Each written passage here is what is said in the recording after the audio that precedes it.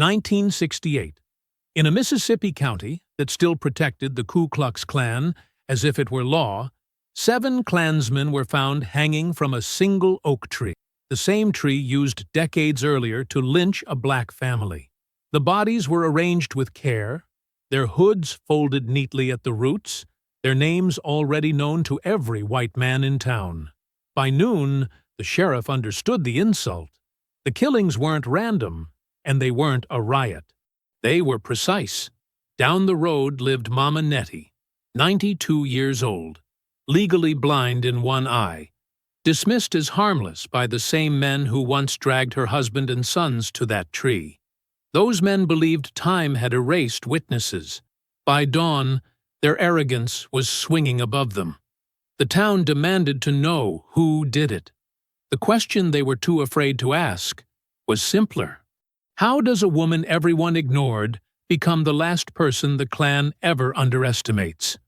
Before we go any further, comment where in the world you are watching from, and make sure to subscribe, because tomorrow's story is one you don't want to miss.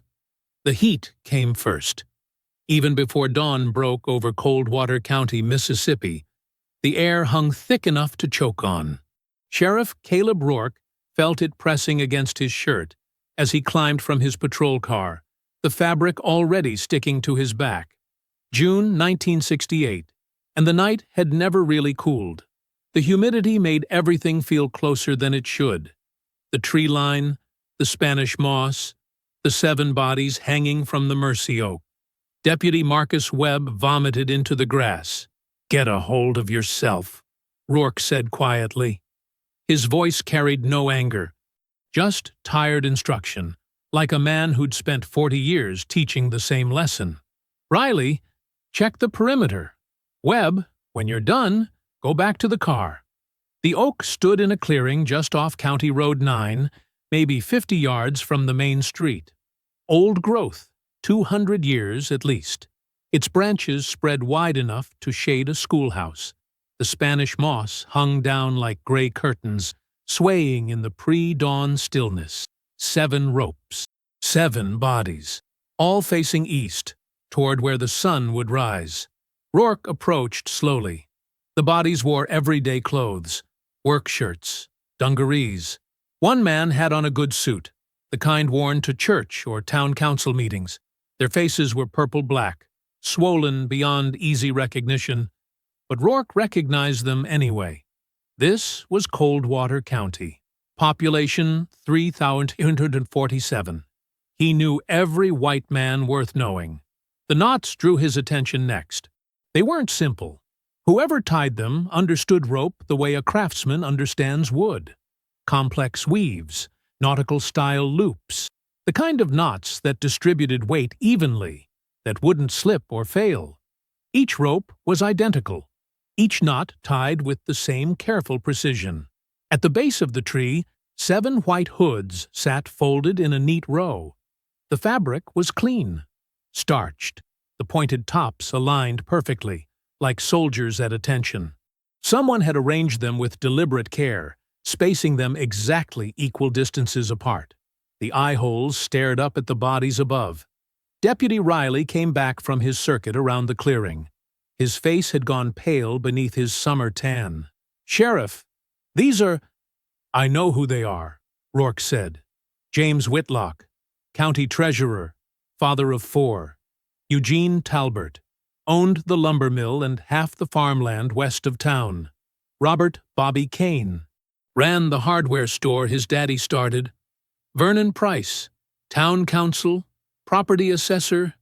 The Dunlap brothers, Charles and William, farmers with 300 acres between them. And Franklin Reeves, Grand Dragon of the Coldwater Clavern, most powerful man in the county, some would say. More powerful than the sheriff, certainly. More powerful than the mayor. They've been here all night," Riley said. His voice shook. "You can see the dew on their clothes. And the bodies? They're cold." Rourke studied the ground beneath each hanging man. The earth was disturbed, but not in the way he'd expect. No trampled grass, no signs of struggle. The dirt showed careful impressions. Boot prints, evenly spaced. Whoever did this had worked methodically, patiently. One man at a time, probably. Maybe over several hours. Behind them, truck engines rumbled to life in the distance. Word was spreading. The anonymous call that woke Rourke at 4:47 a.m. hadn't stayed quiet. It never did in small towns. Someone always heard the police radio. Someone always made a phone call. Now headlights appeared on County Road 9, converging on the clearing like moths to a porch lamp. The first truck belonged to Harold Vickers, who ran the general store. He stopped at the edge of the clearing, driver's door hanging open, staring up at the oak. His mouth worked soundlessly. Then came others: Thomas Griffin, Leonard Hayes, Old Man Pritchard, who'd lived in Coldwater since before the First War. They parked in a ragged semicircle, headlights illuminating the hanging men like stage lights. Nobody spoke. They just stared. Sarah Beth Thornton arrived in her husband's pickup, still wearing her nightgown under a coat. She saw the bodies and made a sound like a wounded animal. Her hand flew to her mouth. "That's Eugene," someone whispered. "And Bobby Kane." "Jesus Christ, that's Bobby Kane." "And the Dunlap boys. Franklin Reeves." Lord have mercy. They got Franklin. The fear spread like water, finding cracks. Rourke watched it move through the growing crowd. These weren't random murders. These were specific men, important men, men with power, men with protection, men who wore white hoods. Nobody said that part out loud, but everyone knew, the same way they knew the Mercy Oaks history, the same way they remembered 1919. Down the road, maybe a quarter-mile from the clearing, a small wooden house sat behind a sagging fence. The porch light was on, had been on when Rourke arrived. He could see a figure there, rocking slowly in a chair. Too far to make out details, but he knew who lived in that house. Nettie Mae Carter. Mama Nettie, folks called her. 92 years old. Midwife for most of the black families in the county. Widow since 1919. The same year her husband Isaiah and her two sons, Eli and Thomas, were hanged from this very oak, for allegedly looking at a white woman, for supposedly talking back. The reasons changed depending who told the story. The oak hadn't always been called the Mercy Oak. That name came after. Dark humor, some said. Others claimed it was genuine, a prayer that mercy might one day come to this place. 17 men had been hanged from its branches over the years, all black, all innocent of any real crime, until tonight. The sun broke the horizon, sending orange light through the Spanish moss. The bodies cast long shadows across the disturbed earth. Rourke heard sirens in the distance, the state police, probably, or maybe the FBI. This would bring attention, questions, investigation. He looked back toward Mama Nettie's house. The rocking chair sat empty now. The screen door was closing, its spring making a long, creaking sound that carried across the still morning air. The porch light clicked off. Inside that small house, Nettie Mae Carter moved through her kitchen with the same steady pace she'd maintained for 7 decades. She put water on to boil. She measured coffee grounds. She sat at her table and folded her hands and waited for what would come next. The sirens grew louder. The water ran pink at first, then clear. Nettie Mae Carter stood at her kitchen sink, scrubbing her hands with the same methodical attention she'd given to every birth she'd attended over 70 years. The lye soap burned the small cuts on her palms, rope burn mostly, and one deeper slice where the pulley cable had caught her thumb wrong. She worked the soap between her fingers, under her nails, into the creases of her knuckles. The gloves sat on the counter beside the sink. Work gloves, men's size small, bought from Bobby Kane's hardware store 3 years ago. She'd worn them every time, kept them hidden in the false bottom of her sewing basket between uses. Now she dropped them into the cast-iron stove, where the morning fire was just beginning to catch. The leather curled and blackened. The smell was acrid, sharp. She opened the back window an inch to let it out. In the corner of the kitchen, Behind the flour sack and the empty mason jars sat a burlap feed bag. Nettie lifted it carefully. Inside were the rope scraps, pieces she'd cut away after each knot was tied, the excess that would have hung loose and looked wrong. She fed them into the stove one handful at a time, watching the hemp fibers twist and smoke. The pulleys were still outside. She'd designed the system over 2 years, testing and adjusting until it worked exactly right. The main pulley hung from the clothesline post, disguised as a broken wheel from an old well bucket. The cable ran through it, down to a counterweight system she'd built inside a hollowed-out section of fence post. Feed sacks filled with river stones provided the weight, 50 pounds per sack, 3 sacks per man, adjusted for body weight. She'd learned the mathematics from watching her daddy work a block and tackle on the farm. She'd refined the technique through decades of helping women through difficult births, understanding leverage, understanding how a body's weight distributed, understanding the mechanics of lifting and lowering. The clothesline itself did double duty. During the day, it held laundry like any other line. At night, it became part of the mechanism. The posts were set deep, reinforced with concrete she'd mixed herself and poured in the dark. Strong enough to hold a man's full weight. Strong enough to hold 7. Each man had come alone. She'd planned that part most carefully. The luring, the timing, the patience. James Whitlock first, 11 months ago. She'd sent word through his housekeeper, another black woman who understood certain things without asking, that she had information about county funds being misused. Whitlock had come late one evening, smug and confident, expecting to buy silence or threaten it out of her. She'd offered him sweet tea with sleeping powder mixed in, just enough to make him drowsy, confused, easy to lead outside, where the rope was waiting. She'd used pressure points to keep him quiet, the same ones she'd learned as a midwife, places where gentle pressure could ease pain, or where firm pressure could stop a scream. Her hands remembered the locations without thinking, the nerve clusters in the neck, the points along the jaw, the spots that made the body go limp when squeezed just right. Eugene Talbert came next, 3 weeks later. She'd told him she needed help moving furniture, played the feeble old woman who'd lived alone too long. He'd arrived with a flask in his pocket and condescension in his voice. The sleeping powder worked on him too. They all thought themselves too smart to be poisoned by a 92-year-old black woman. Robert Kane had come to collect on a debt that didn't exist. She'd forged a promissory note using techniques she'd learned from copying legal documents over the years. Vernon Price came seeking her vote on a property assessment, believing she could influence other black landowners.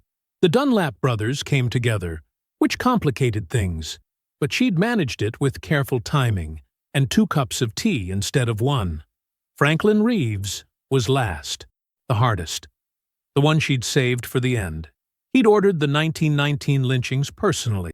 His signature was on the document. She'd seen it in the county records before they were lost in a courthouse fire.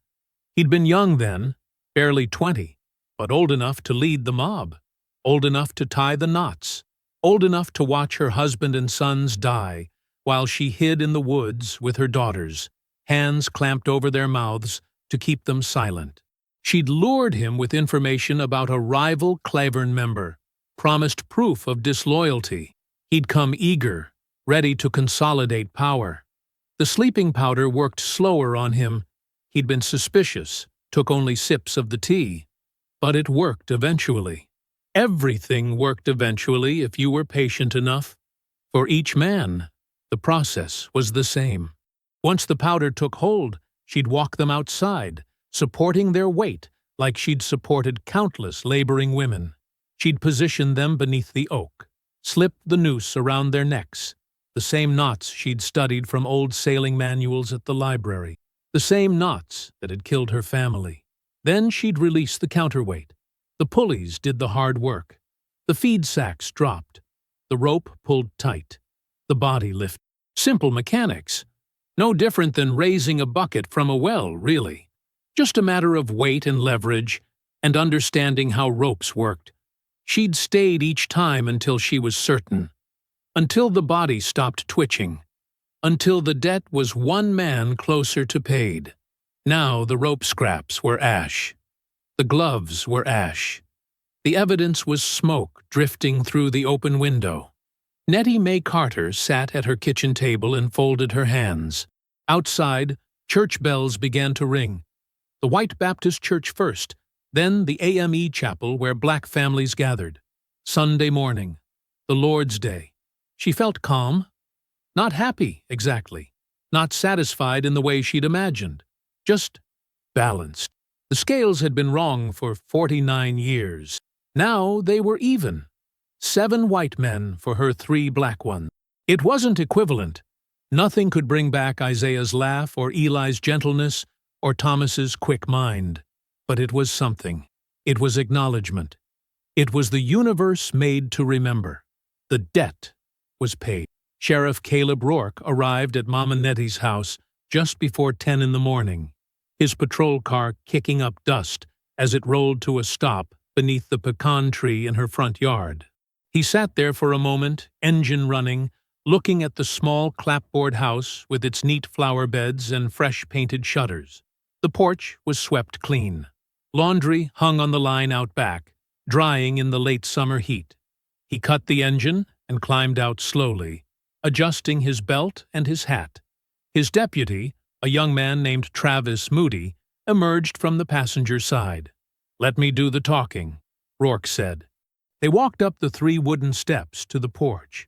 Rourke knocked, firm but polite, the way he'd knock on any white woman's door. He heard movement inside, the shuffle of feet. Then the screen door creaked open. Nettie Mae Carter stood in the doorway, barely 5 feet tall, her white hair pulled back in a bun. She wore a simple cotton dress, blue with small flowers, and an apron tied at her waist. Her eyes were dark and clear behind wire-rimmed glasses. "Morning, Sheriff," she said. Her voice was soft, almost musical. "Something I can help you with?" "Morning, Mama Nettie." Rourke removed his hat. "Mind if we come in for a few minutes?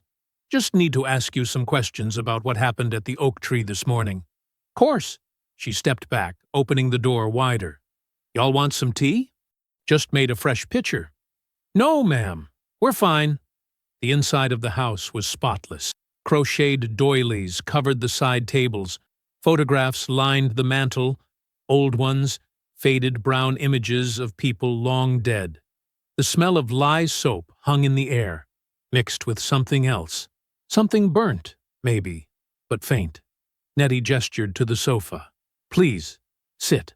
Rourke and Moody sat. Nettie lowered herself into a rocking chair across from them, moving with the careful slowness of someone whose joints had seen 9 decades of use. "Terrible thing this morning," Rourke began.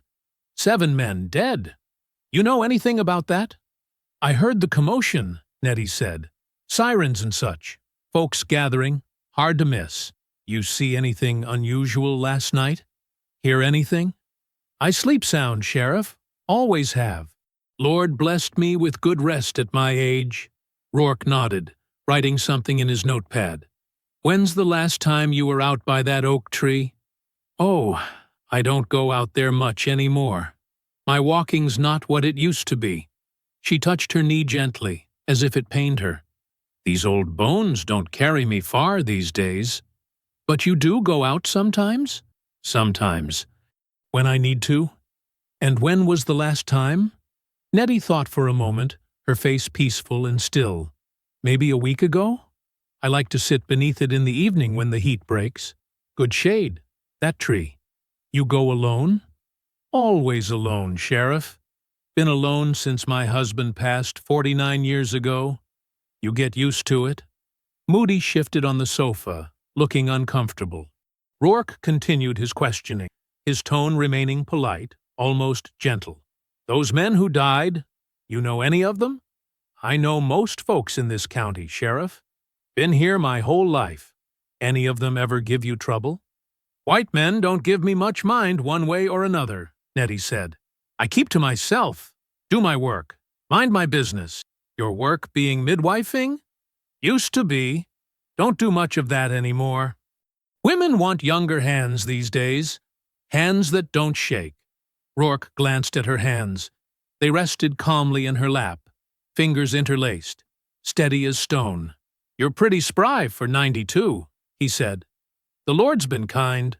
Strong enough to climb a tree, you think?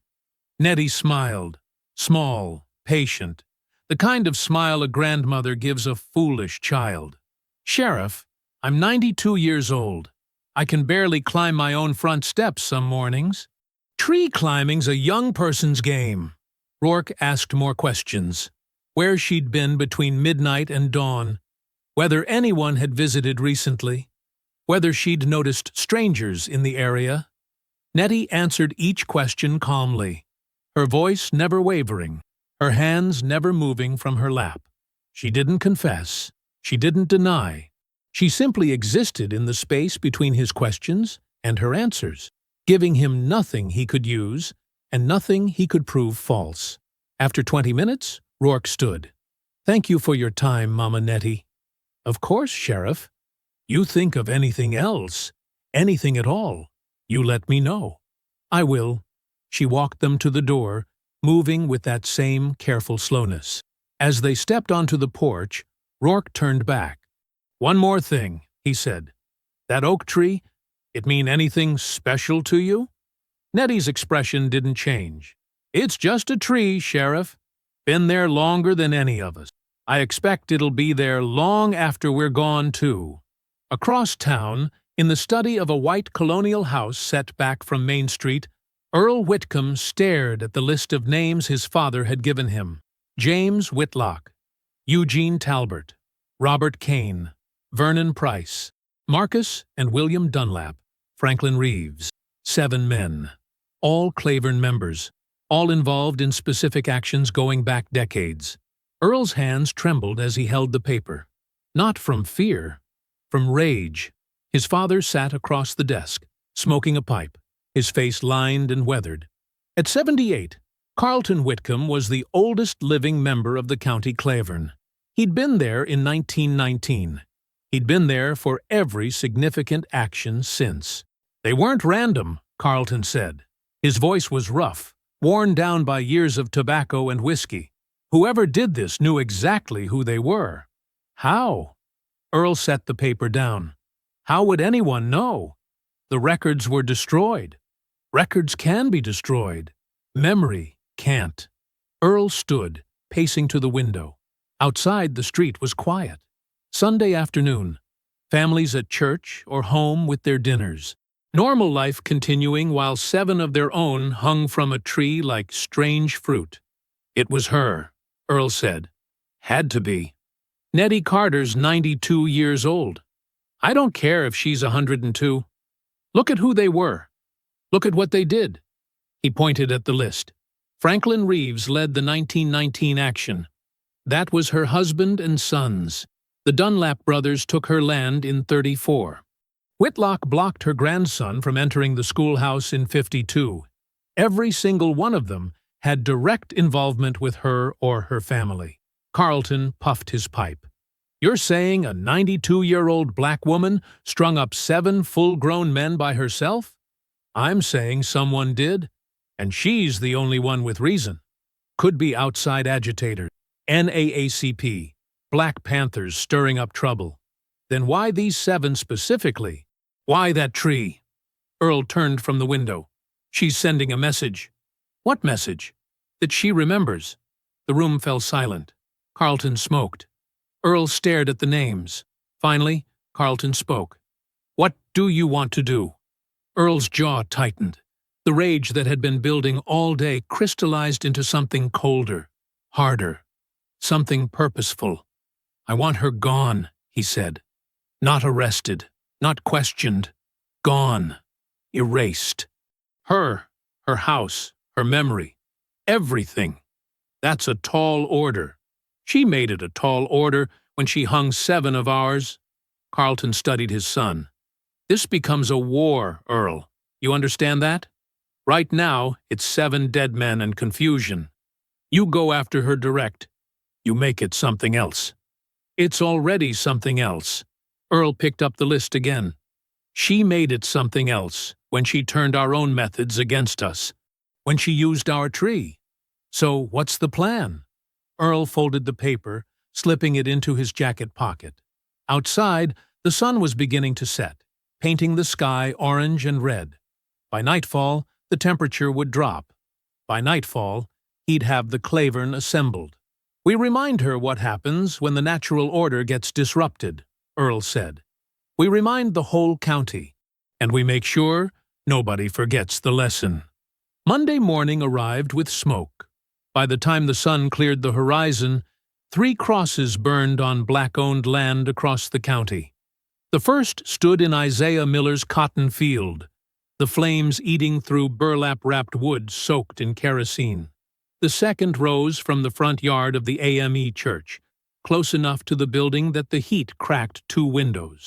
The third appeared on the property line of what had once been Nettie Carter's family farm, land the Dunlap brothers now claimed as their own. Word spread quickly.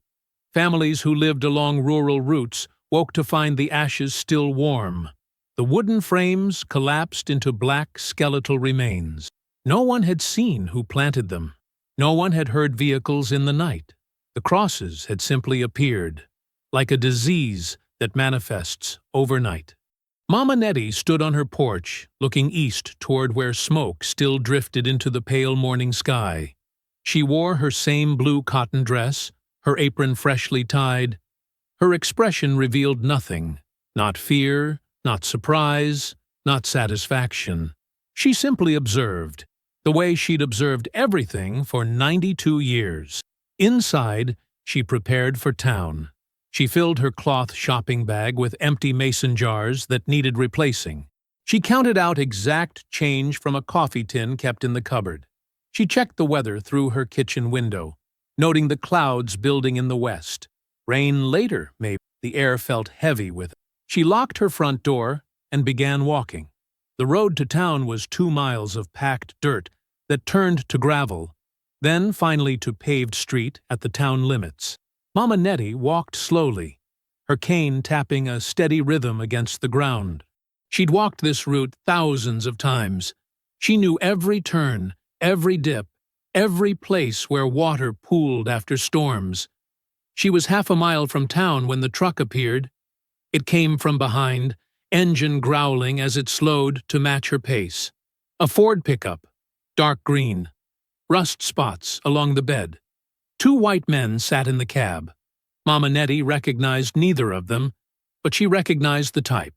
Young, maybe 30, with hard eyes and harder mouths. The truck crawled beside her for 100 feet. The passenger window was down. "Morning, Auntie," the driver called out. His voice carried false cheer, the kind that masked threat. "Where are you headed?" Mama Nettie kept walking. "Town. Long walk for someone your age. Need a ride?"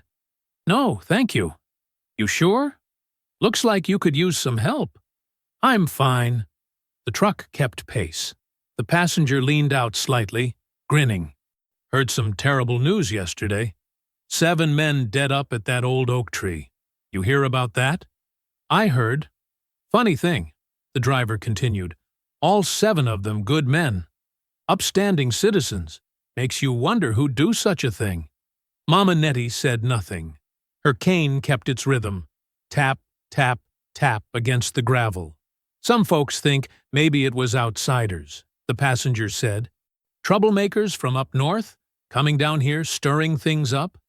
What do you think, Auntie?" "I don't think much about it." "No? Not even a little curious?" "Curiosities for people with time to waste." The driver laughed, sharp, humorless. "That's real wise, real smart, keeping your nose out of white folks' business." They followed her for another quarter-mile, making comments she didn't respond to, asking questions she didn't answer. Finally, the truck accelerated, spitting gravel as it roared ahead toward town. Through the back window, Mama Nettie saw them laughing. She kept walking. Main Street was busy for a Monday morning. Trucks lined both sides of the road. Men gathered outside the hardware store and the barber shop. talking in low voices, their faces serious. Women moved quickly between shops. Children held close. Everyone knew about the 7 bodies. Everyone knew about the morning's cross burnings. Mama Nettie walked past the courthouse, past the post office, past the bank. People stared. Conversations stopped as she approached, then resumed in whispers after she passed. A few nodded. Brief acknowledgments that committed to nothing. Most simply watched, their faces careful and blank. She reached Henson's general store and climbed the 3 steps to the entrance. Inside, the usual Monday crowd browsed shelves of canned goods and dry supplies. The talking stopped the moment she entered. Mrs. Henson stood behind the counter, a thin white woman with graying hair pulled back in a tight bun. She'd run the store for 30 years since her husband died. She knew every customer by name, knew their debts and their buying habits. "Morning, Nettie," she said. Her voice was neutral, professional. "Morning, Mrs. Henson." Mama Nettie set her shopping bag on the counter. "Need some jars, quart size if you have them." "How many?" "Dozen." Mrs. Henson retrieved the jars from a shelf behind the counter, wrapping each one in newspaper before placing them carefully in the bag. The store remained silent. Every customer had stopped shopping to watch. "That'll be $3 even," Mrs. Henson said. Mama Nettie counted out the exact change from her coin purse, placing each coin on the counter. Mrs. Henson swept them into her palm and dropped them in the register. "Thank you," Mama Nettie said. She turned to leave. As she did, a white man stepped into her path, thick-shouldered, early 50s, wearing work clothes stained with motor oil. She recognized him. Dale Pritchard, mechanic, Clavern member, though not one of the 7 who'd hung. "Excuse me," Mama Nettie said quietly. He didn't move. "Heard you had some visitors this morning." "Sheriff asking questions." "The sheriff asks lots of folks questions." "Funny how your name keeps coming up, though. Funny how you live so close to that tree. I've lived in the same house 70 years. The tree was there before me. It'll be there after." "That a threat, Auntie?" "It's geography." Someone laughed, nervous, quickly stifled. Dale's face darkened. He leaned closer, lowering his voice so only Nettie could hear. "You think you're clever," he said. "You think being old makes you untouchable. It doesn't. Remember that." Mama Nettie looked up at him. Her eyes were steady behind her glasses, revealing nothing. "I remember everything," she said. "Always have." She stepped around him and walked out. The walk home was longer. The heat had risen with the sun, turning the air thick and still. Mama Nettie's joints ached, her knees especially, the arthritis flaring with each step. She stopped twice to rest, leaning against her cane, breathing slowly. No trucks followed her this time. No one called out, but she felt eyes watching from farmhouses set back from the road, from vehicles that passed without slowing, from places she couldn't see but knew were there. She reached her house as the sun began its descent toward the western horizon. The clouds she'd noticed that morning had grown darker, taller. Rain soon. She could smell it. Inside, she unpacked the jars, washing each one carefully before placing them in the cupboard. She boiled water for tea. She sat in her rocking chair near the window, sipping slowly, watching the street beyond her yard. The brick came at sunset. It crashed through the front window in an explosion of glass, landing on the floor near her feet. Shards scattered across the hardwood, glittering in the fading light. The brick was red, standard construction size. Someone had painted a symbol on it in white, a circle with a cross inside, the mark of the Clavern. Mama Nettie stood carefully, avoiding the glass. She walked to the window, looking out at the empty street. No vehicles, no people. Just the quiet of early evening and the first drops of rain beginning to fall. She picked up the brick, turning it in her hands. The paint was still slightly wet, fresh, recent. She carried it to the kitchen and set it on the counter beside the stove, next to where she'd burned rope scraps 2 mornings ago.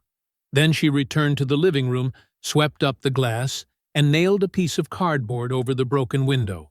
The rain began in earnest as she finished, drumming against the roof, washing the dust from the street outside.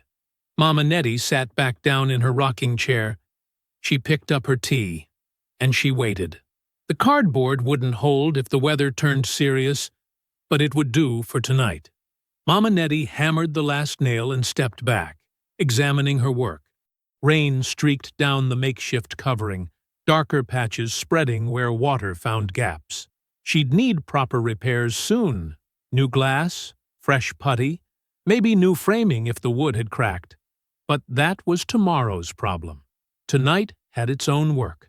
She cleared the kitchen table, wiping it down with a damp cloth until the surface was clean and dry.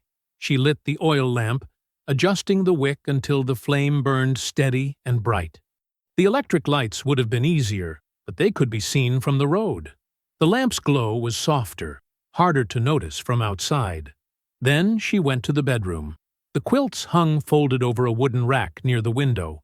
7 of them, each one a different pattern. She'd made them over decades, stitching through long nights when sleep wouldn't come, when memories pressed too close and her hands needed something to do besides remember. She lifted down the 3rd quilt from the top. Log cabin pattern, blues and grays arranged in careful squares. She'd finished it in 1943, the year the war took young men from town and left the old ones feeling bold. She laid it across the bed and ran her fingers along the backing until she found the seam. The stitches came out easily. She'd designed them that way. Temporary. Removable. The backing pulled away to reveal a hidden pocket sewn between layers of fabric. Inside was a notebook, small enough to fit in a coat pocket, wrapped in oilcloth to keep the pages dry. She unwrapped it carefully. The cover was plain brown cardboard, softened with age. Inside, her handwriting filled every page, small, precise, economical with space. Names, dates, descriptions of events witnessed or overheard, property boundaries that had shifted without legal justification, conversations remembered word for word. She carried the notebook to the kitchen and set it beside the lamp. Then she returned for the others.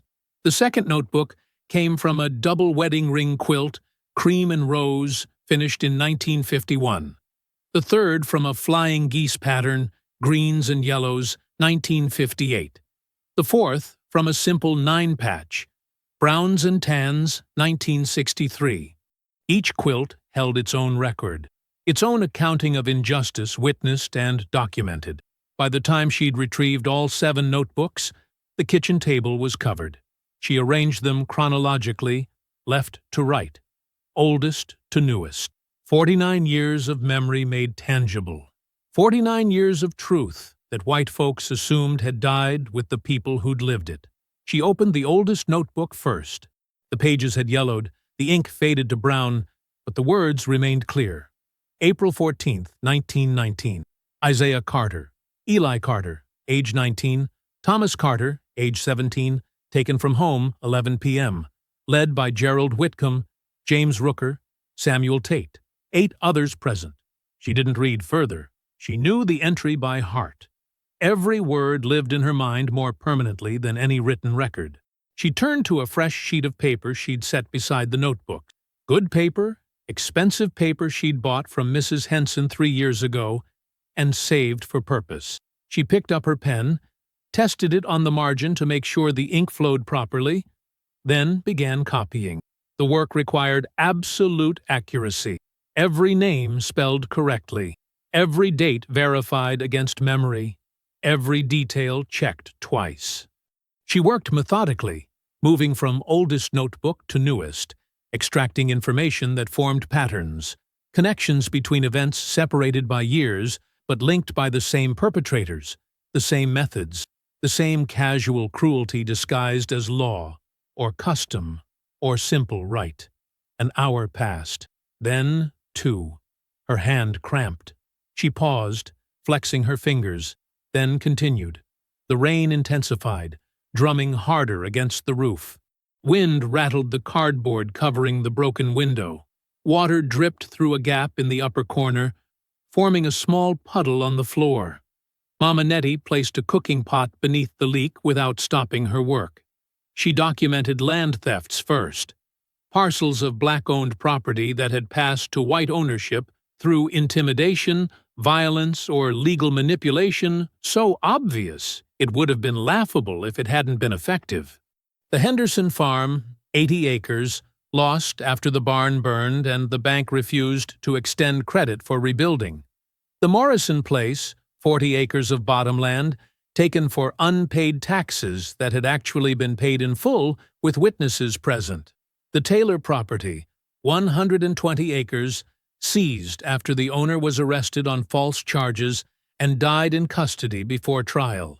18 properties in total. 18 families dispossessed. Nearly 2,000 acres transferred from black hands to white between 1919 and 1967. She moved to the second category, violence. This section was longer. The entries shorter, sharper, more numerous. Beatings, burnings, disappearances. Bodies found in rivers or woods or not found at all. She recorded what she knew directly, what she'd witnessed or treated in her capacity as midwife. Broken bones, burns, wounds that told stories the victims were too frightened to speak aloud. June 1922. Marcus Webb, beaten outside his home. Broken arm, cracked ribs, facial injuries. Treated by NMC perpetrators. Dale Pritchard Sr., others unknown. November 1931. Ruth Ann Coleman, age 16, disappeared. Last seen walking home from church. Body recovered from Cypress Creek 3 weeks later. Sheriff ruled accidental drowning. No investigation. Witnesses? None willing to testify. September 1945. Franklin Butler's store burned. Merchandise destroyed. Building total loss. Fire ruled accidental despite kerosene smell, and witnesses who saw 3 white men leaving the scene. Butler family left county within 1 month. On and on. Page after page. Decade after decade. Mama Nettie's eyes burned. The lamplight wavered as her vision blurred with fatigue. She blinked, wiped her glasses on her apron, and continued. The third category was the hardest to document because it was the most pervasive. Economic suppression. Jobs denied. Credit refused. Contracts broken. Wages withheld. The 1,000 small violences that didn't leave visible scars but accumulated into poverty, into limitation, into generation after generation, denied the resources to rise. She copied it all. Every name, every date, every crime. The sky began to lighten in the east. Dawn approaching. The rain had stopped sometime during the night without her noticing. The silence seemed loud after hours of steady drumming. Mama Nettie set down her pen. Her hand shook slightly. Fatigue, not fear. She'd filled 8 pages front and back with single-spaced writing. 16 pages of concentrated documentation, each entry verified against original notes, each fact checked against memory. She read through the pages once, looking for errors. Found none. Then she folded them carefully and tucked them inside her Bible, between the books of Psalms and Proverbs. The notebooks went back into their quilts. The quilts went back onto the rack. The evidence disappeared into ordinary objects that white folks saw without seeing, noticed without understanding. Outside, birds began their morning songs. Light touched the tops of trees. Mama Nettie extinguished the lamp. She stood slowly, her joints stiff from hours of sitting. She walked to the kitchen window and looked out at her yard, her garden, the road beyond. Everything appeared unchanged. The same house, the same land, the same quiet that had always hidden truth beneath its surface. But something was different now. The documentation existed in duplicate. The memory had been preserved twice, and if she'd done this once, she could do it again, as many times as necessary, for as long as it took. The doctor arrived at 10 o'clock, driving a county car with Sheriff Rourke in the passenger seat. Mama Nettie watched them from her kitchen window. She'd expected this. Not the exact timing, not the specific method, but the shape of it. The system using its tools to remove problems it couldn't solve through violence alone. She'd seen it before. Sarah Mitchell, declared incompetent after she tried to testify about her husband's death. Jacob Freeman, committed after he refused to sell his land. Clara Johnson, institutionalized after she filed a complaint against a white employer who'd assaulted her daughter. The law had many ways of silencing people who remembered too much. She smoothed her dress and checked her appearance in the small mirror by the door.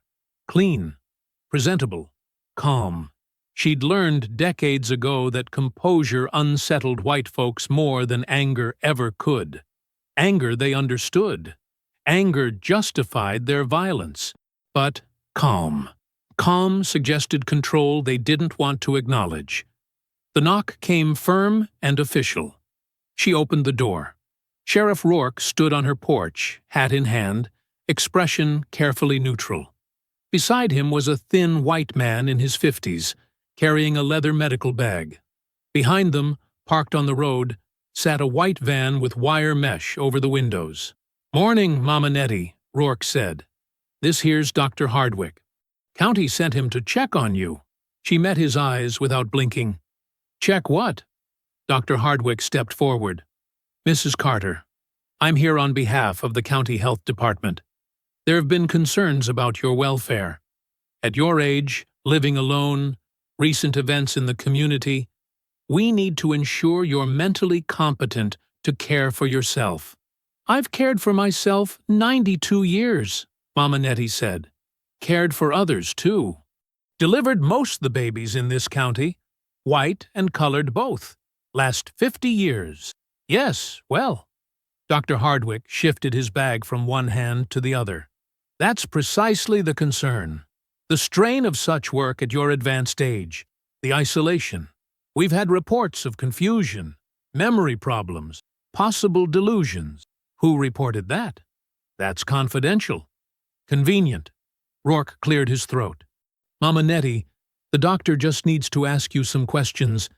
Make sure you're doing all right. Nothing to worry about if you're in your right mind." She stood silent for a moment, calculating. Refusing them entry would be noted as uncooperative, combative, evidence of mental decline. Allowing them in gave them opportunity to observe, to judge, to document anything they could twist into justification. No good choices, only choices with different costs. She stepped back. "Come in, then." They entered her small front room. Dr. Hardwick looked around with an expression that tried for clinical detachment, but couldn't quite hide distaste. She saw him notice the worn furniture, the photographs on the walls, the Bible on the side table, the patched curtains. Poor, old, black. Everything he needed to see to confirm whatever conclusion he'd already reached. "Please, sit down," Dr. Hardwick said, gesturing toward her own chair as if he owned the space. She sat.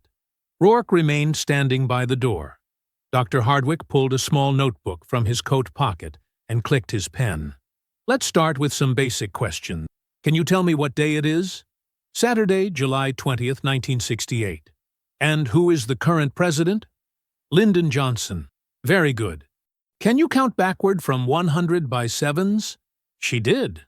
Perfectly. Watching his face as each number came correct and clear. "Excellent." He made a note. "Now, Mrs. Carter, I need to ask about recent events. There was an incident at the Mercy Oak earlier this week. 7 men found hanged. Do you remember that? Hard to forget something like that. Were you involved in any way?" "I'm 92 years old, doctor. Barely walked to town and back without needing to rest." "That's not an answer to my question. It's the only answer that matters." Dr. Hardwick's jaw tightened. "Mrs. Carter, witnesses have reported seeing you walking at night. Unusual activity for someone of your age and stated physical limitations. Can you explain that?" "Walking's not illegal. It is if you're mentally impaired and pose a danger to yourself or others. I delivered 3 babies last month, all healthy, all living, mothers doing fine. You want to call that impaired, you go right ahead. Rourke shifted his weight. Doc, maybe we should— I'm conducting an evaluation, Sheriff. Dr. Hardwick turned back to Mama Nettie. Mrs. Carter, I'm going to be frank with you. Your behavior suggests possible senile dementia, the isolation, the nocturnal wandering, the, let's call it fixation, on past events. These are classic symptoms of mental deterioration. Past events. She spoke the words slowly. You mean remembering my husband and sons were lynched? That what you call fixation? I mean dwelling on traumatic memories to the point of losing touch with present reality. Reality is 7 white men hanging from the same tree that took my family. That seem like past to you, Doctor? Or present? His face flushed. Your hostile attitude is further evidence of impaired judgment. Or evidence I know exactly what you're doing. He stood abruptly. Mrs. Carter, I'm formally recommending involuntary commitment for psychiatric evaluation. You'll be transported to Whitfield State Hospital for a minimum 72-hour observation period, possibly longer depending on findings. She didn't move, didn't protest, didn't give him the satisfaction of seeing fear. You got papers for that? She asked. He pulled a folded document from his jacket. Right here. Sheriff Rourke will witness your signature, or we can proceed without it if you're deemed incompetent to consent. Let me read it first. She took the papers, read slowly, carefully. The language was technical, full of legal phrases designed to obscure meaning, but the substance was clear enough. She was being declared mentally unsound, a danger to herself, in need of institutional care. The signature line waited at the bottom. She thought of the copied pages hidden in her Bible, the notebooks sewn into quilts, the memory that existed now in multiple forms, distributed across objects that wouldn't disappear even if she did. She thought of Sarah Mitchell, who died in Whitfield after 14 months of observation. She thought of Jacob Freeman, who'd returned after 6 months unable to speak his own name. She thought of Clara Johnson, who'd never come back at all. Then she picked up the pen Dr. Hardwick offered and signed her name. Smart choice, he said. We'll see. Rourke stepped forward. The transport won't come until Monday morning. You got until then to get your affairs in order. Generous, Mama Nettie said. Dr. Hardwick returned the papers to his jacket. Someone will check on you Sunday evening to ensure you haven't wandered off. Don't make this harder than it needs to be. They left. The county car pulled away. The white van followed. Mama Nettie sat in her chair as the sound of engines faded. Outside, the afternoon sun climbed higher. Heat built. Cicadas began their steady drone. She had 36 hours. It would be enough. The transport arrived Sunday morning instead of Monday. Mama Nettie watched from her kitchen window as the white van pulled up at 8 o'clock, 2 hours earlier than scheduled. 2 orderlies climbed out, both young white men in matching uniforms. Behind them came a second vehicle, Sheriff Rourke's patrol car. She'd anticipated this. The system didn't like giving people time to prepare, didn't like the possibility of resistance organizing, witnesses gathering, documentation disappearing into places they couldn't search. But she'd also anticipated the system's own inefficiency. She opened her door before they could knock. Mrs. Carter? The first orderly consulted a clipboard. We're here to transport you to Whitfield State Hospital for psychiatric evaluation. Thought that wasn't until tomorrow. Schedule changed. He didn't offer explanation or apology. You'll need to gather personal items. 1 small bag. Nothing sharp, nothing valuable. She looked past him to Rourke, who stood by his car looking uncomfortable. Papers in order? She asked. The second orderly frowned. What? Transport papers. Authorization. You got documentation for taking me early? The first orderly glanced at his clipboard, then at his partner. Doc Hardwick said, Doc Hardwick isn't the law. Sheriff is. She looked at Rourke again. You got signed orders for Sunday transport, Sheriff? Or just Monday? Rourke shifted his weight. The commitment papers said Monday. Then, these men are here without proper authorization. The first orderly's jaw tightened. Ma'am, we were told. I don't care what you were told. I care what's legal. You want to take me today? You need paperwork saying today. Otherwise, it's kidnapping. Now, hold on. She's right, Rourke said quietly. Papers specify Monday transport. You take her before that. It's not proper procedure. The second orderly cursed under his breath. Nobody told us about— Call Doc Hardwick, Mama Nettie said. Get it straightened out. I'll be here. They retreated to their van. She watched them use the radio, voices rising in frustration. Rourke approached her porch. You're just delaying the inevitable, he said. Maybe, but delay's all I need. What are you planning? She met his eyes. Planning to finish my business before you cart me off. That a crime? He studied her face for a long moment. Those men at the Oak. Someone's gonna pay for that. Someone already did. 49 years ago. That's not how the law works. Law. She spoke the word like it tasted bitter. Law didn't help when they burned my home. Law didn't help when they took my land. Law didn't help when they hung my family from that tree and posed for photographs. Don't talk to me about how law works, Sheriff. I know exactly how it works. He looked away first. The orderlies returned, faces red with irritation. We need to come back tomorrow, the first one said. Administrative error. Transport authorization wasn't updated when the schedule changed. Bureaucracy, Mama Nettie said mildly. Terrible thing. They left. The van's tires kicked up dust as it pulled away too fast. Rourke lingered a moment longer. Tomorrow morning, 8 o'clock. Have your bag ready. I will. He drove off. She waited until all vehicles disappeared from sight, then returned inside. The copied pages sat on her kitchen table where she'd left them the night before. 40 pages total, documenting names, dates, crimes, land thefts. She'd divided them into 4 packets, each containing complete copies of her records. The first packet went into an envelope addressed to the NAACP office in Jackson.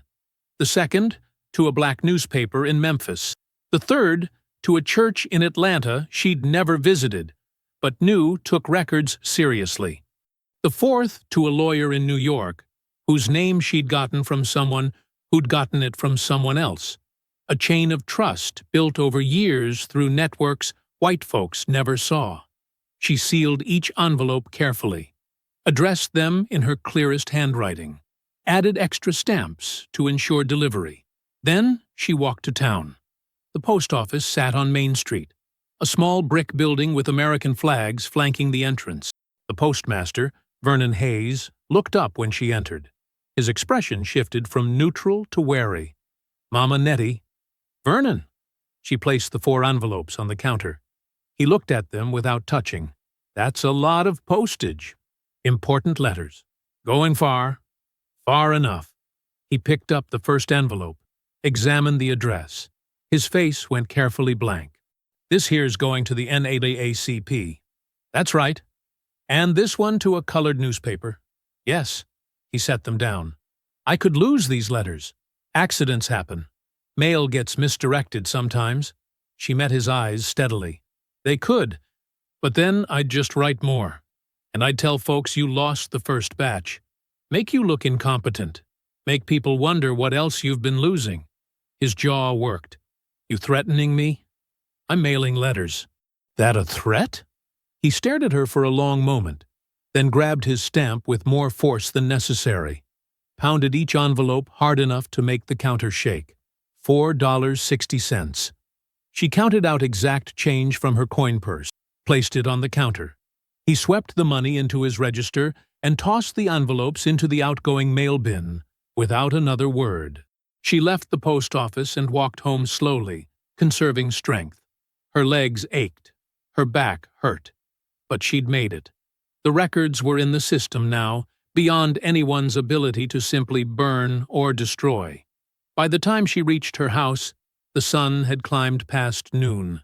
She made herself eat cornbread and beans, simple food that would sustain her, drank water, rested. Then, as evening approached, she walked to the mercy oak. The tree stood massive against the darkening sky. 7 ropes had been cut down by the sheriff's men, but she could see where they'd hung. Pale marks on the bark, disrupted patterns in the Spanish moss. She sat at the base of the oak, back against rough bark that had stood witness to so much death. The ground beneath her was the same ground where her husband had fallen, where her sons had been cut down and left like refuse, where 7 men had hung 2 days ago, their necks broken by knots she'd tied with hands that remembered every loop and pull. Night came. The darkness felt complete, heavy. She could hear creatures moving in the brush, night birds calling, the distant sound of the river. She expected them to come, expected violence, expected the clan to finish what the system had started, to kill her here beneath this tree, and call it justice. She'd distributed the memory. That was what mattered. Whether she lived or died now made no difference to the truth she'd preserved. She closed her eyes and waited. 2 days passed. Mama Nettie woke Tuesday morning in her own bed, not in a hospital cell. The transport hadn't come back. No orderlies, no sheriff, no white van at 8 o'clock or any hour after. She rose slowly, bones protesting, made coffee, ate toast with blackberry preserves, moved through her morning routine with the same deliberate care she'd practiced for 92 years. The first sign came at noon. A car drove past her house too fast, radio playing loud enough for sound to carry through closed windows. She caught fragments, news broadcast, official-sounding voices, words like investigation and federal authorities and property records. She sat on her porch and waited. By early afternoon, 3 more cars had passed. One stopped briefly at the oak before driving on. 2 men got out, looked up at the branches, then left quickly without touching anything. At 2 o'clock, Vernon Hayes from the post office drove by in his personal truck. He slowed when he saw her, met her eyes for a brief moment, then accelerated away. His face looked pale even through the truck's dusty windshield. At 3 o'clock, she heard shouting from the direction of town. Raised voices, car doors slamming, the sharp crack of something heavy hitting pavement. She rocked slowly in her chair and watched the road. The mercy oak stood silent across the way, Spanish moss swaying in late afternoon breeze. The marks from the ropes had already started to fade, bark beginning its patient process of healing over scarred wood. At 4 o'clock, Earl Whitcomb's pickup roared past, followed by 2 other vehicles she recognized as belonging to known clan members. They didn't slow, didn't stop, just raced toward the county line like something chased them.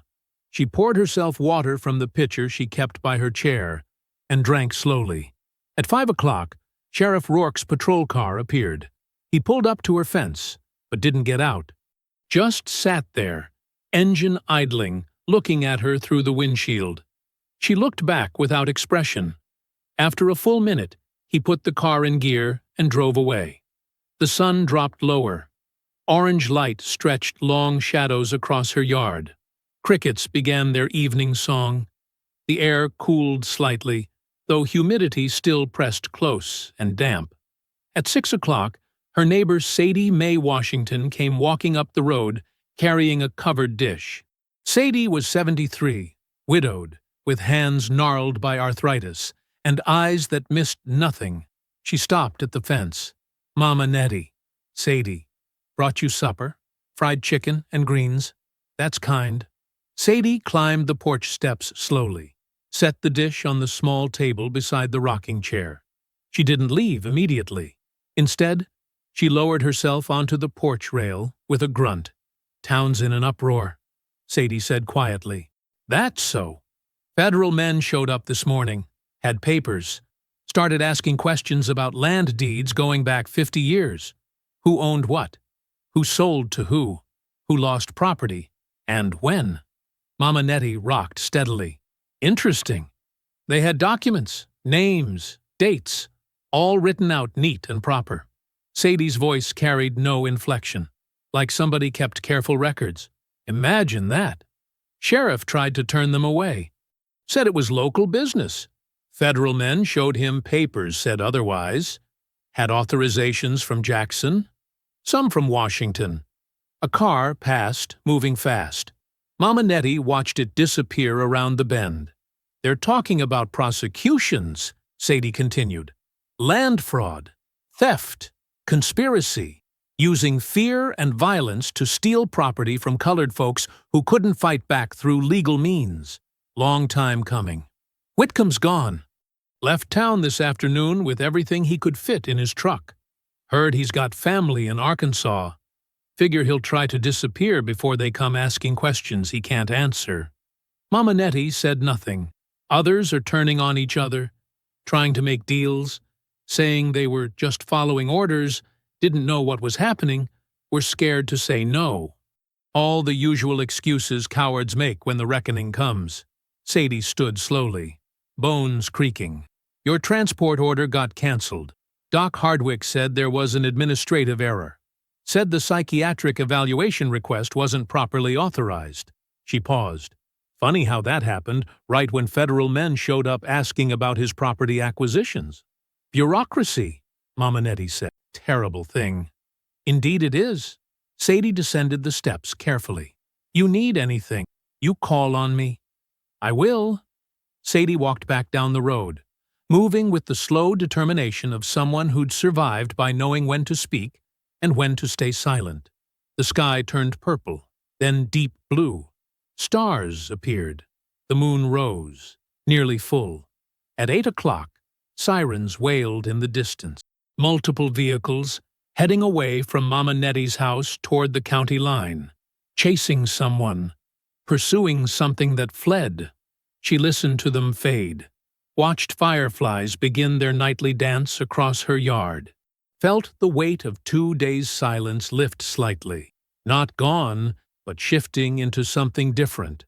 The records had reached their destinations. The memory she'd preserved for 49 years was now part of official documentation. Federal authorities were asking questions local power couldn't suppress.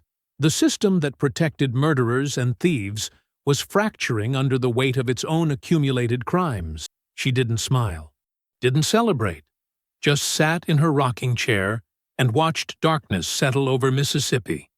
The sirens faded completely. The road stayed empty. No vehicles approached her house. 1 week later, Mama Nettie woke to church bells on Sunday morning. Not the usual Methodist chimes from town, but something different. A sustained ringing that carried across fields and hollow places, calling people to gather. She dressed carefully. Navy blue dress, clean and pressed. Good shoes, polished the night before. Her Sunday hat, the one with the simple black ribbon. She moved slowly but steadily, joints cooperating better than they had in months. Outside, the morning was clear. No rain, no oppressive heat. Just mild October sunshine filtering through live oak branches and Spanish moss swaying in gentle breeze.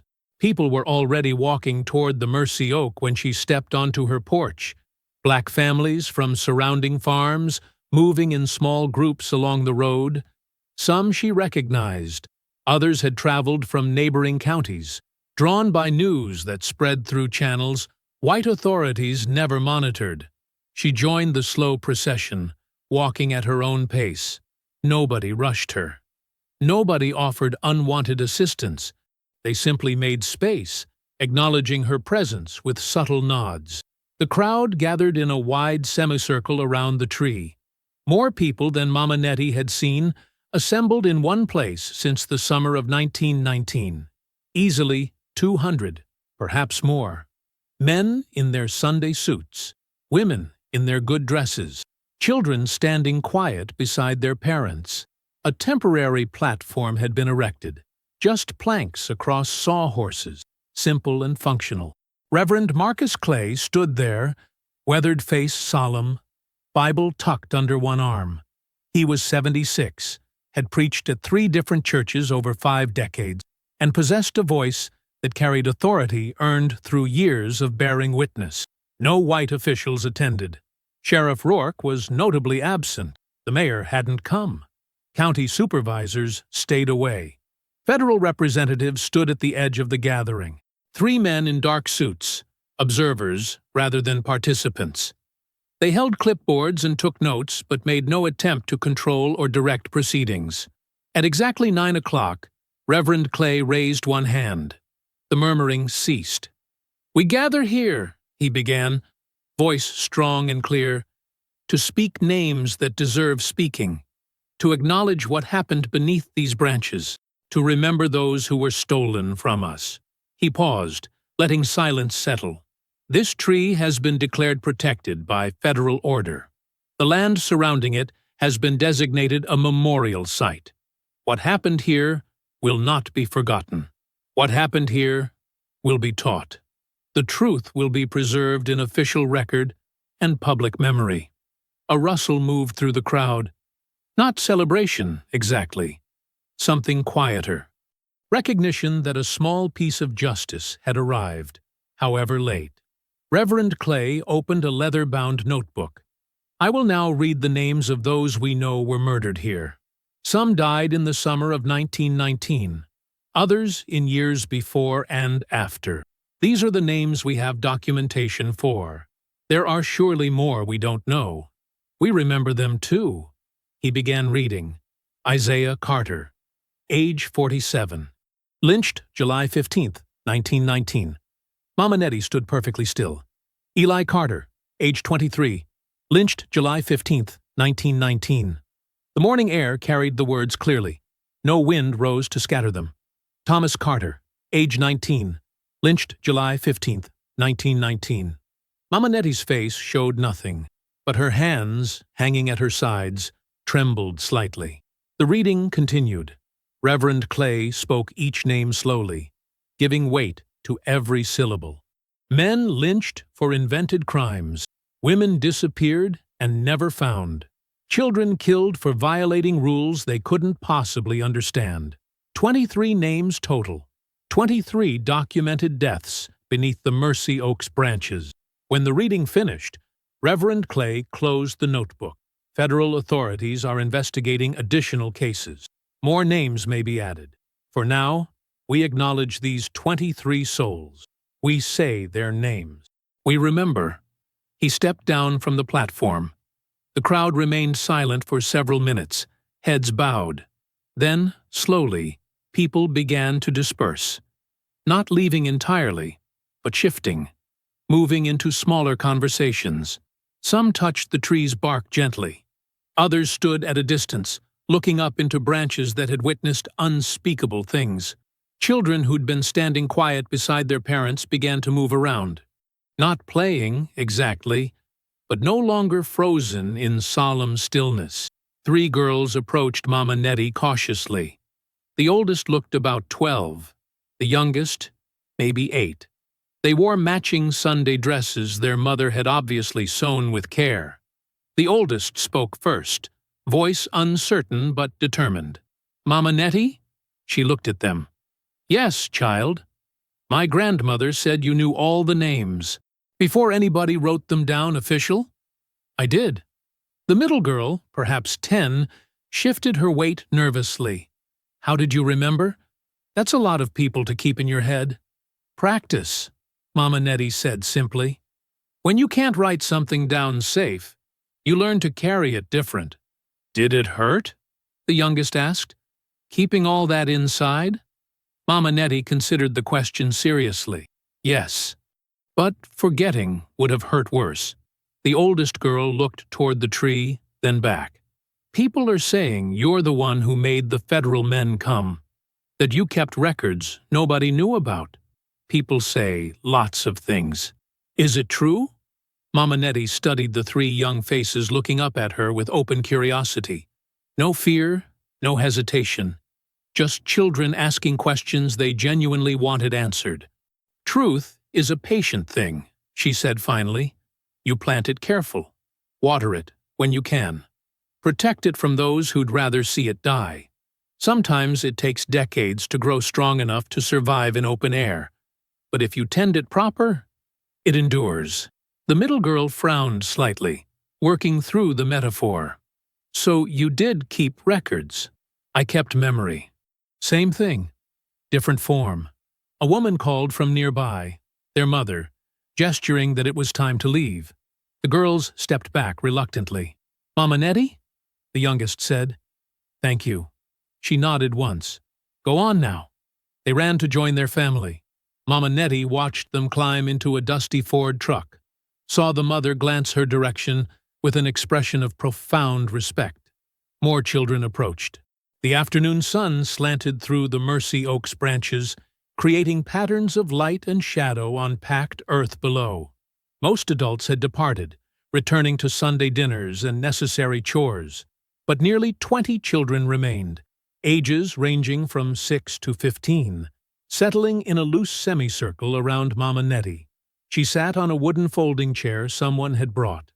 Her back was straight. Despite 92 years of carrying weight, most people never acknowledged. The children sat on the ground, some cross-legged, others with knees drawn up.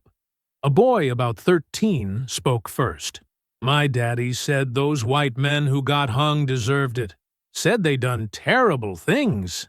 That's true, Mama Nettie said. They did terrible things. What kind of things? A girl asked. Mama Nettie looked at each face carefully. These children had been born into a changing world. Integration had begun, however unwillingly enforced. Civil rights legislation existed on paper, even if implementation remained incomplete. They lived in a Mississippi their parents and grandparents could barely have imagined. But they still needed to know what came before. The men who died beneath this tree last month, she began, voice steady and clear, were members of the Ku Klux Klan. You know what that is? Several children nodded. Others looked uncertain. White men who used terror to maintain control. Mama Nettie continued. They wore hoods to hide their faces. They burned crosses to frighten people. They beat and murdered black folks who didn't obey rules designed to keep us powerless. A girl about 9 raised her hand tentatively. Did they hurt your family? Yes. They lynched my husband and my 2 sons. Right here, from these branches. Summer of 1919. The children went very still. Even the youngest seemed to understand the gravity of what she'd just said. What's lynching? A small boy whispered to the girl beside him. Murder, Mama Nettie answered before the girl could respond. Lynching is murder dressed up as justice. White mobs would accuse a black person of some crime. Real or invented, didn't matter. Then hang them without trial. Sometimes they'd burn them alive. Sometimes they'd torture them first. Often they'd take photographs and sell them as postcards afterward. A teenage boy leaned forward. How many people got lynched? In Mississippi alone? Thousands. Across the whole South? Nobody knows for certain. Many weren't recorded. Many were called something else. Drowned in rivers. Shot while resisting arrest. Disappeared entirely. Why didn't somebody stop it? The 9-year-old girl asked. Who was going to stop it? Mama Nettie met her eyes. The sheriff was often part of the mob. The judge looked the other way. The newspaper printed lies. The federal government ignored what happened here for decades. And black folks who tried to fight back openly were killed immediately. So everybody just accepted it? The teenage boy's voice carried disbelief. No. We resisted however we could. We protected each other when possible. We kept records in secret. We testified when safe opportunities arose. We survived. But open rebellion usually meant death. So we learned patience. Is that why you waited so long? Another girl asked quietly. To do what you did? Mama Nettie studied her. What do you think I did? The children exchanged glances. Finally, the 13-year-old boy spoke. You hung those Klan men. Everybody knows. They just can't prove it. What everybody knows and what gets proven in court are different things, Mama Nettie said carefully. But I'll tell you this truth. Those 7 men participated in murders, land thefts, and terror campaigns across 3 decades. I knew their names. I knew their crimes. I remembered when official records were destroyed. How'd you remember everything? A younger boy asked. Practice. When you can't trust paper, you train your mind. I memorized names, dates, locations. I sewed notes into quilt patterns nobody else could read. I kept mental ledgers of every injustice I witnessed. For 50 years? The teenage boy sounded awed. 49 years, 7 months, Mama Nettie corrected, from the day my family died until the day justice was restored. A girl about 11 frowned.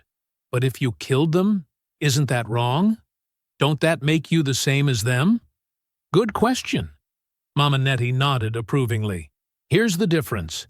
They killed innocent people to maintain power through fear. What happened to them was consequence for documented crimes. They weren't innocent. They were perpetrators facing accountability. But you didn't have no trial neither, the girl persisted. No, I didn't. Because the system that should have held them accountable was designed to protect them instead.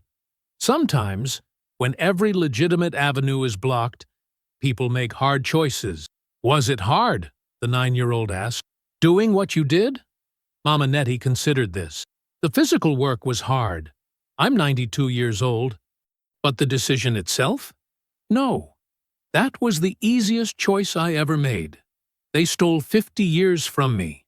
They murdered my husband and sons. They terrorized this community for decades. The only hard part was waiting long enough to do it right. Do you feel bad about it? A small voice asked. No. I feel settled. Like a debt finally paid. The children absorbed this in silence. Above them, Spanish moss swayed gently in evening breeze. What should we remember about all this? The 13-year-old finally asked. Mama Nettie straightened slightly. Remember that terror only works when people believe it's permanent. Remember that patience is its own kind of power. Remember that truth survives when you protect it careful. And remember that sometimes the powerless find ways to balance scales that others claimed couldn't be balanced. Sunset painted the oak's branches gold and amber. Long shadows stretched across ground that had absorbed too much blood. Children began standing, brushing dirt from their Sunday clothes. The teenage boy paused before leaving. Mama Nettie, you think things'll get better now?